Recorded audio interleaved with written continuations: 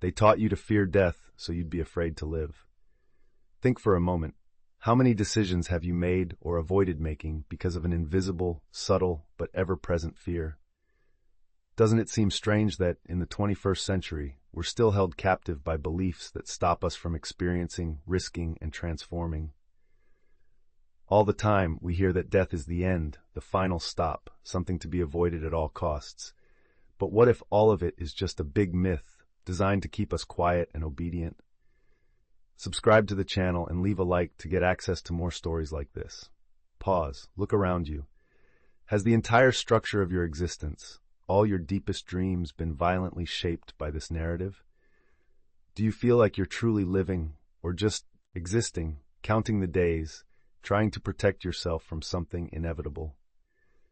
Tell us in the comments. Do you think the fear of death has ever stopped you from making an important choice in your life? Like the video, interact now, because what's about to be revealed here was unfairly hidden from you. And when we share, something new forms in our collective consciousness. But now, close your eyes for a moment. Imagine if all the convincing answers about the afterlife were actually constructed precisely to tame your courage, to make you doubt your own potential, the authenticity of your truest feelings. How many of us have missed out on opportunities, failed to reconnect with essential people, or stopped pursuing what truly moves our soul, all out of fear of something no one has ever truly proven? If you feel a sense of unease right now, congratulations. It means the veil of illusion, at least for a brief moment, is starting to unravel. Get ready, because we're just beginning. From the dawn of civilizations, leaders sought answers about death, not to understand, but to manipulate. Fear became a kind of currency. Follow me and I'll be your protection, kings would say. Obey and your soul will be saved, priests would whisper. And so, a subtle system arose, stronger than walls and armies, the fear of the unknown. Have you ever noticed how almost all cultures offer a manual of right and wrong based not on love or freedom, but on punishment and fear? The greatest collective control, after all, isn't done with visible chains, but with persuasive stories. If death is scary, then the rules start to make sense. And the greater the fear, the greater the power of those who hold the answers. Feel the weight of these words. How many times throughout history has the fear of afterlife punishment been used to justify wars, silence dissenters, or subjugate women and minorities? Laws, dogmas, narratives, all calibrated to keep people in a bubble of unease, seeking redemption outside themselves. Fear creates dependency, sustains hierarchies, fuels the need for spiritual intermediaries, gurus, and saviors. If eternity is at stake, anything goes to avoid punishment, right? But the great truth is that, by becoming aware of this architecture of fear, you discover the first thread of freedom. The crowded bus early in the morning, the authoritarian boss, the loneliness of difficult days, all of this combined are echoes of a society structured to tame our most powerful desires. The fear of death makes us small, docile, and only those who are small and docile accept any order, without even daring to ask, why? Do you accept living under the shadow of this fear, or do you dare to face the internal conflict and seek answers beyond what you've been taught? Share your answer. Your voice, however small it may seem, is the beginning of your liberation. Now imagine a man surrounded by suspicious glances. A simple individual, born in rural America, without a degree, without fame. But it was precisely this man, Edgar Cayce, who dared to defy the system. While many remained silent in the face of dogmas, Cayce entered deep trance states and transmitted information that no one could explain with traditional logic. They called him the sleeping prophet. They labeled him a charlatan, dangerous, even demonic. But those who read his words realized, here was someone who saw beyond the curtain of fear. Cayce, at a time when talking about reincarnation was heresy, calmly affirmed, death is not the end, and every soul carries a grand purpose in its journey. How to explain that, while doctors and priests pointed fingers, people from different parts of the world traveled for days to hear his messages? Cayce said, what matters in the end is not how many prayed for you, but who you became while you lived. His visions went beyond the limits of religious doctrine or empirical science. He drew maps of past lives, described astral planes, and anticipated healings and events. Cayce's power lay in his authenticity. By challenging the existing order, he ignited a spark in everyone who listened to him. What if everything is really different from what they told you?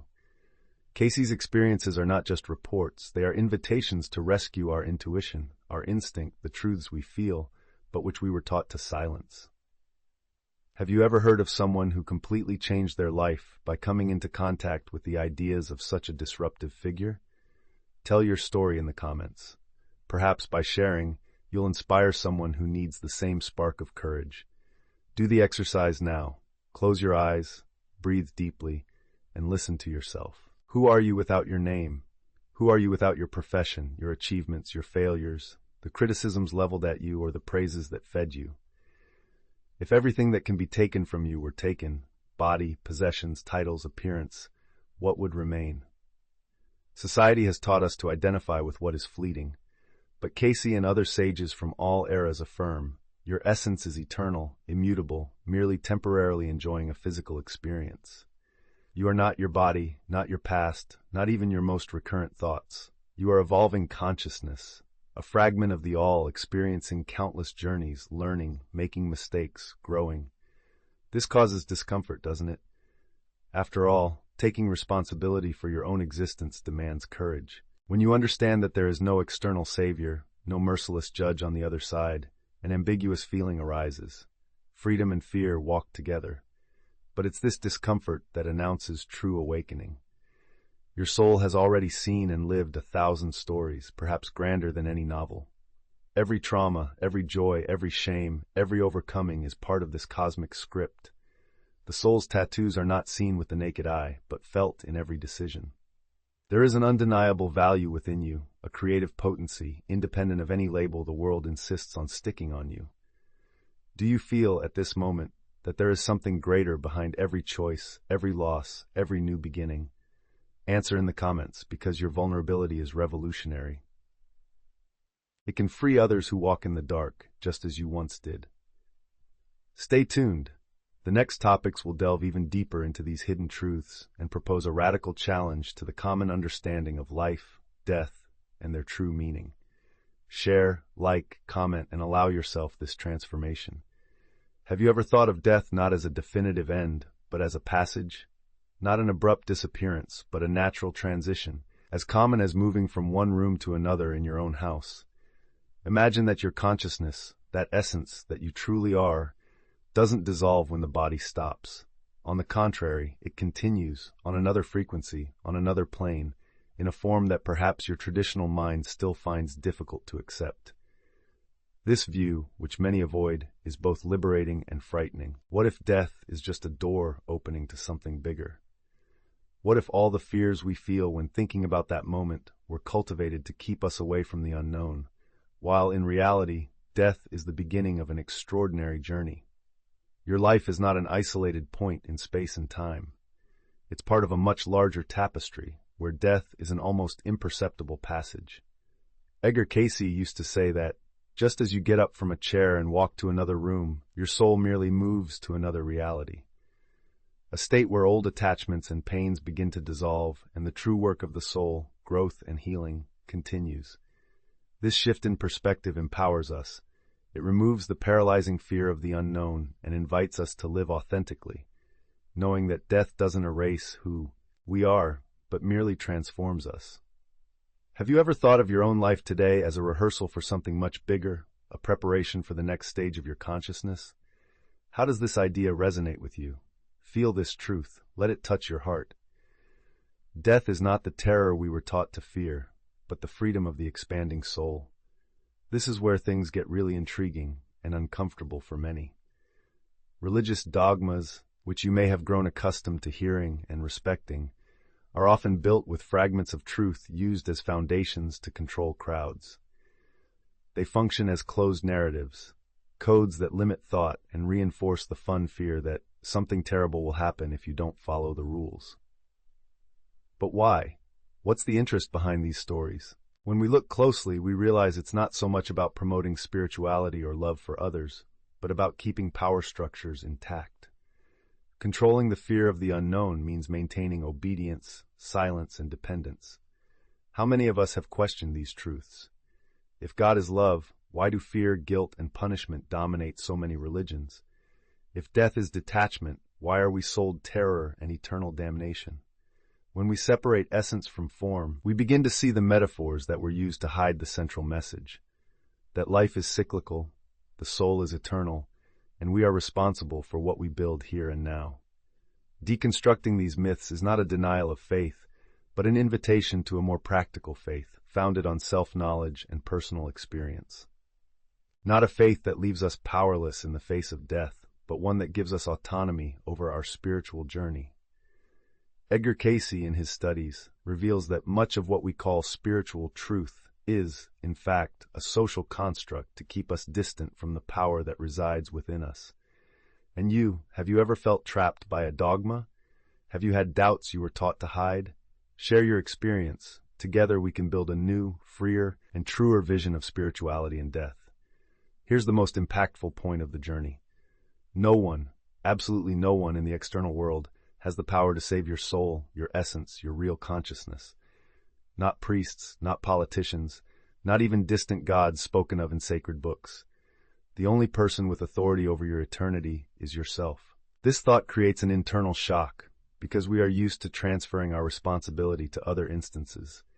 Saving me often means depending on someone else. But according to Edgar Cayce, you are the architect of your post-death experience. Every intention, every act, every thought resonates at a frequency that determines the destiny of your soul. This is both frightening and liberating. Frightening because it removes the crutches of false security. Liberating because it puts you at the center of the process of creating your spiritual life.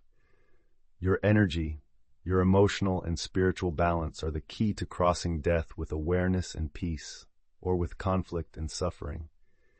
Imagine that life is a sacred space where you prepare your spirit for the next phase. Everything you project, everything you cultivate in emotions, love, anger, gratitude, envy, creates a vibrational mirror that will be reflected in the other reality. When you embrace this, responsibility and power combine like never before. So I ask you directly, are you aware of the impact your spiritual and moral choices have on your journey beyond life? What are you doing today to build a harmonious and free inner future? Reflect, and if you wish, tell us in the comments. Your reflection can transform not only your life, but also the lives of those around you. When we think of death, our mind usually gets lost in a dark void, an undefined space where everything ends. But Edgar Cayce invites us to expand this view and understand that immediately after physical death, the soul enters a process of adaptation and transition to other planes of consciousness, called astral planes. Imagine these planes as various vibrational layers, distinct environments in which the soul recognizes or rejects its new condition. It's like going up or down floors in a building that perfectly reflects the spirit's inner emotional and mental state. If you are trapped in fear, regret, guilt, or anger, your experience in this space will be heavy, uncomfortable, and revealing of the urgent need for healing. On the other hand, those who leave the body with clear consciousness, with a balanced, loving, and growth-oriented life, access more subtle planes of light, harmony, and learning. In these spaces, time, as we know it here, loses its meaning, and the perception of the self expands. The soul perceives its deep connection with the whole, an expanded consciousness that transcends physical and emotional limits. The post-death process, therefore, is not random or chaotic, but governed by vibrational laws. It's as if each soul carries an internal mirror that reverberates its emotions, thoughts, and intentions during life. This mirroring determines where it will go, what experiences it can access, and what healings it must perform. Therefore, emotional states during life are not details. They are the very foundation of spiritual destiny. Have you ever felt that certain emotions or mental patterns pull you down and trap you? Or have you experienced moments of peace and love so intense they seem to open portals to greater things? These experiences reflect the connection between our physical world and these astral planes which, though invisible to most, are always present, influencing our journey. According to Cayce, the astral plane is also a place where the soul can review its trajectory, understand mistakes and victories, and prepare for the next cycle.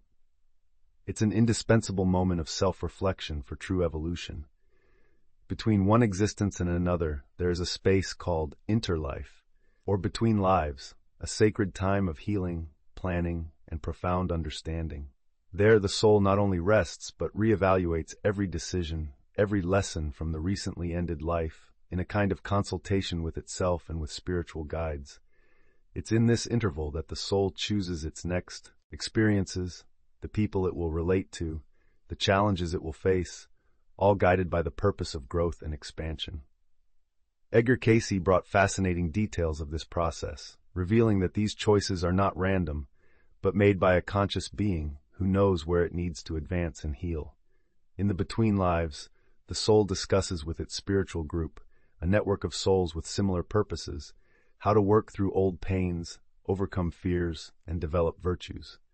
This collective planning allows not only individual progress, but the growth of the whole. Therefore, reincarnation is not a punishment, but a mission of self-knowledge and learning, where each existence is a precious opportunity to evolve.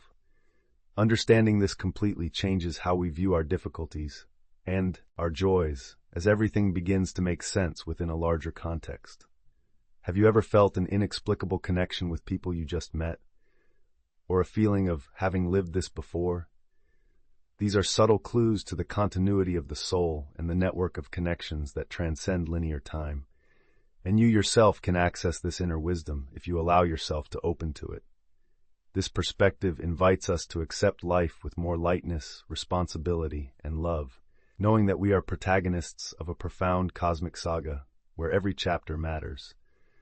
After embarking with us on this journey that dismantles instilled fears, confronts dogmas, presents forgotten truths, and brings us face to face with the most powerful essence that exists, our own essence, the question remains: what will be your next step? Are you willing to reject the shackles of fear, to reconnect with your eternal soul, and take command of your spiritual journey? Not in a passive way, waiting for something external to save you, but with courage, self-knowledge, and total responsibility for your existence? The change begins now, at this moment when you decide to open your eyes to a reality much broader than what you were taught to believe. The invitation is to seek beyond, always question, feel deeply, and act authentically. After all, only you can change your experience. Only you can reframe death and life. And here's a challenge. Write in the comments what this video awakened in you. Share your doubts, fears, insights. Activate the collective power of our community. Like the video so more people can access this knowledge that usually remains hidden. Subscribe to the channel and hit the bell because our journey in unveiling the truth has just begun. Remember, the meaning of life is not in survival, but in transformation. Not in the fear of death, but in the love for the existence that pulses within you now. Open yourself to this experience and see how your inner and outer world align in surprising ways. Subscribe to the channel and leave a like to get access to more stories like this. We are in this journey together. Your soul always knew it, and now you do too. See you in the next video.